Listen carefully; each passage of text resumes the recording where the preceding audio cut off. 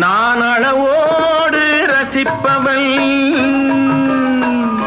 எதையும் அளவின்றி கொடுப்பவள், அன்பின் அழகோடு தழுவி உறவோடு பழகி உயிராக நினைப்பவன்.